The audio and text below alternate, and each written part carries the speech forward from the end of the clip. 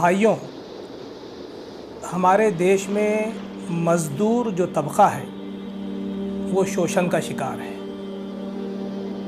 हम देखते हैं कि हमारे समाज में, हमारे देश में मज़दूरों के अधिकारों का हनन होता है, उनका शोषण किया जाता है, उन पर अत्याचार किया जाता है, उनको उनकी मज़दूरी सही तौर पर नहीं दी जाती, उनको कामों से वंचित रखा जाता है। जिस तरह से समाज ने मज़दूरों का ध्यान रखना चाहिए, वैसा ध्यान हमारा समाज और हमारा शासन भी मज़दूर भाइयों का नहीं रखता। जबकि बिल्कुल किसानों की तरह मज़दूर भाई भी हमारे समाज की रीढ़ की हड्डी हैं। हमारे समाज का एक अहम अंग हैं मज़दूर भाई। ये मज़दूर ही हैं जो हमारी कई समस्याओं का समाधान करते हैं। अगर समाज से मज़दूर ख़त्म हो जाएं या समाज में मज़दूर ही ना रहें तो आप सोचिए कि हमारा क्या हाल होगा, समाज का क्या हाल होगा।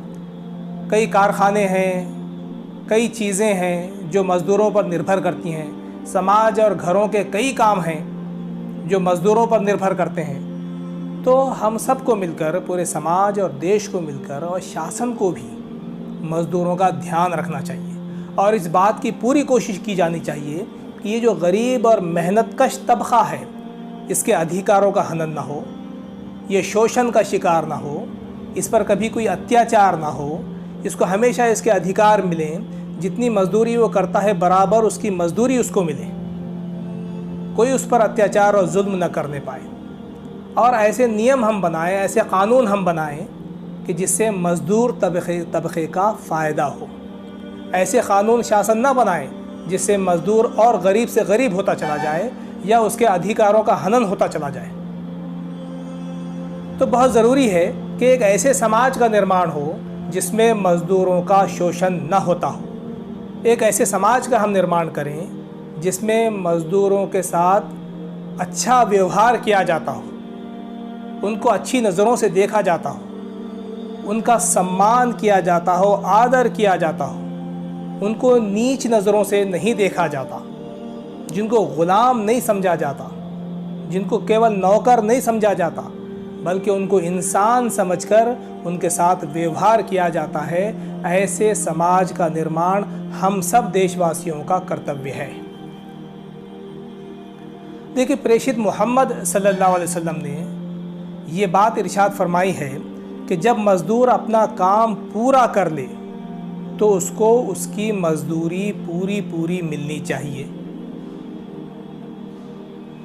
एक मज़दूर जब अपना काम पूरा कर लेता है तो ये उसका अधिकार है कि उसके काम के अनुसार उसको उसकी मज़दूरी पूरी मिले।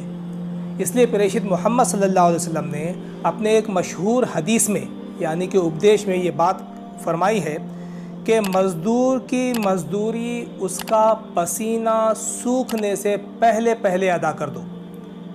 ये आदेश किसके लिए है?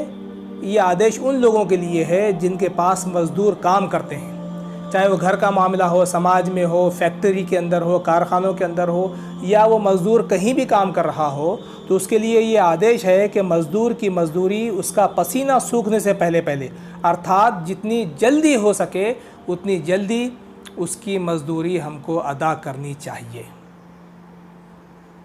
उसी तरह से ख़ुद अल्लाह ने ये बात इरशाद फरमाई है कि प्रेषित मोहम्मद सल्लल्लाहु अलैहि वसल्लम कहते हैं कि अल्लाह ताला हम सब का निर्मिक ये फरमाता है कि क़यामत परलोक के दिन मैं 3 आदमियों का दुश्मन होगा।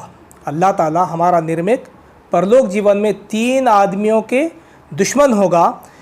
उनमें से एक वो आदमी है जिसने मज़दूर जो था उससे मेहनत तो पूरी ली, उससे काम तो पूरा लिया, लेकिन उसकी मज़दूरी पूरी तरह से अदा नहीं की। ऐसे कई लोग हैं हमारे समाज में जो मज़दूर से काम तो लेते हैं लेकिन उसको मज़दूरी सही तौर पर अदा नहीं करते, पूरी मज़दूरी अदा नहीं करते। ऐसे लोग क़यामत के दिन अल्लाह ताला ऐसे लोगों का दुश्मन होगा। तो हमें एक अच्छा समाज निर्माण करना है तो मज़दूरों के अधिकारों का हनन करने से बचना है और मज़दूरों का सम्मान करना है। उनकी मज़दूरी हमें पूरी हमेशा अदा करनी चाहिए।